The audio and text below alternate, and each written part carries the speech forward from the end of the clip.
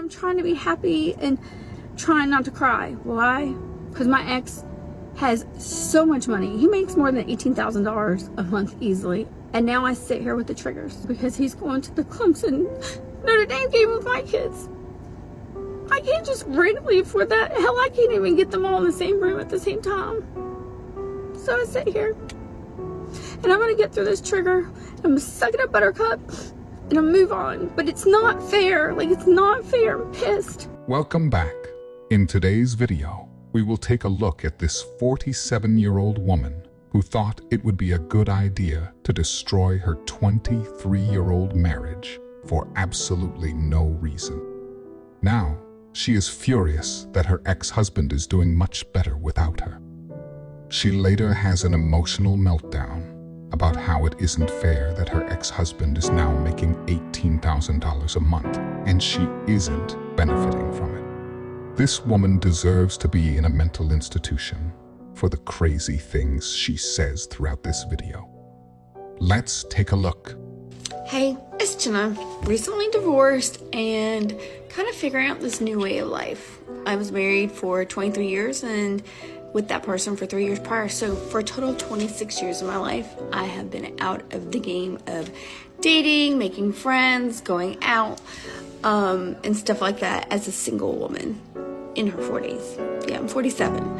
So I've raised children. My children are adult children now, and it's kind of interesting because it's so lonely at this stage in life after divorce, especially with older children, because you make all your friends when they're younger, or at least I did. I met my friends mostly through my kids' activities. I was a stay-at-home mom, and I took them to practices. I went to school, all that stuff. During my marriage, my weight went up and down. My looks fluctuated depending on health needs or what mental state I was in because of the abuse I was dealing with. And also just having children and being exhausted, literally doing everything. So as your children get older and as you go through changes in life like divorce or anything like that, your looks will tend to change. Mine have obviously changed a little bit. Actually, a lot. I have an autoimmune disease, so I did not have control over my weight for many years. And once they got my medications under control, and then I got out of my toxic environment, and honestly, I find refuge in the gym. I live in the gym. I have always been an athlete. I have always loved to work out. So this is not anything new. It's nothing is going to change in like 6 months. When I'm healed, I will always be a gym rat. But it's interesting because I found that, with this new day and age, I've kind of gotten into TikToks and all that stuff, and social media. I'm a photographer. Like, that's part of my job. I'm a visual communications major back in the day. Everything I do is visual. And so this was like something I could grasp to, I could feel, I could see, touch, all that stuff. I've said a million times how I don't connect online, just through text and all that stuff. So it's interesting to me, some things, and I wanted to bring everybody's attention that I have recently come across and heard a ton. I have had so many people message, comment. I've even had people in my personal life say, you look expensive, or, you're really pretty, so you probably, I don't understand why you would complain about that. Like pretty girls can't have problems, or pretty girls can't feel sad about anything. Lots of girls get this. The guy just wants to get that girl's attention. Someone they've seen on social media for whatever reason. She's a girl in their town they know. She has the looks that she wants. Whatever the reason is. But they really don't want anything with that girl. They just want the ego boost, the attention for that moment and all that stuff. And then they move on. And so I've had this happen several times. And I've said to my girlfriends in close confidence, and I'm like, I don't understand. I don't get it. What am I doing wrong? And they're like, you're not doing anything. They knew immediately that you were out of their league. They just wanted you to be the toy. They wanted to, get you and play with this shiny toy that they thought was so pretty, or they thought had all these attributes that they wanted. But they knew they couldn't keep you because they couldn't, you're out of their league. Wow, that was a really heart-touching sob story. She really is doing everything to not take accountability for her stupid decisions. Look where she is now. Miserable and single posting about your problems. To tech to make yourself feel better. This whole situation would have been avoided if you simply acted like a normal human being and didn't divorce your husband because you got bored and thought you could do better. Let's continue. This past year has been the hardest of my life, and this next season of the holiday season, I just triggered myself. It's gonna be really, really hard. I could be on the ground right now. I'm not gonna cry, because I wanted to kill myself last year. I was in parental alienation through a separation and South Carolina separation law that my ex used everything he could to hurt me. And the holiday season was the epitome of hell because I was a stay-at-home mom and I was the magic of every holiday. This woman really had it easy. Most women would dream for an opportunity like that, and she took it for granted and threw it away. It's honestly a good thing she did, because he can give that opportunity to a woman who actually deserves it. These single women always have something in common. They don't know what they have until they don't have it anymore. They're not sad about losing the guy, either they're sad that they missed out on their one chance to be with a good man. Before we continue, I encourage you to share your thoughts thus far in the comments section below. In a different stage today, honestly. I literally have been having a great week, amazing week, and then all of a sudden today, my emotions, I had the craziest thoughts, and I wonder, does anybody else feel this way? Like, I feel like I'm in mourning of the life I thought that I was gonna have, and I'm kind of pissed at myself. I stayed in a marriage for 23 years and built up a family and my ex's career and everything, and we literally just got to where it was supposed to be everything we dreamed of. Like, owned a company, making, almost $1 million, and that was my breaking point, and I left it all. And I'm not a person that is about money. I've kind of been in mourning of the, like, oh my gosh, like, I gave it all up. Everything was around my family. So when I chose to leave, I gave it all up, like, all up. I had no clue that the worst was yet to come in the 1 year of separation. And so it's weird because I find that I just thought today for a split second, and I'm like, what the hell is wrong with you? Like, what the fuck is wrong with you? I thought, I should have just stayed. It wasn't that bad. Like, you made it 23 years. You made 26 years total. Your kids are like college and one's almost out of high school. Like, you made it. Like, it didn't matter at this point. They can do their own separate life and all that. You made it to the point where you guys were making so much money and you had big houses and you could do whatever you want and you could relax. And I just keep thinking, I'm like, but I had a huge house and all my bills were paid for and I never had to think how they were going to get paid. My grass was cut, well, not the last year of separation. But you know what I mean? All the basic things that keep the image up. And it is hard to be a single female when you're 47, because my future was right there. Like, it was solidified. Like, I was comfortable for the rest of my life. Maybe not mentally in my relationship, but financially I was fine. And I gave it all up to be happy. Maybe I should have stayed. It was like stable in every other area but that. Like, is my mental health really that important? I'm trying to work through it. I'm trying to work through the process. But it's terrifying.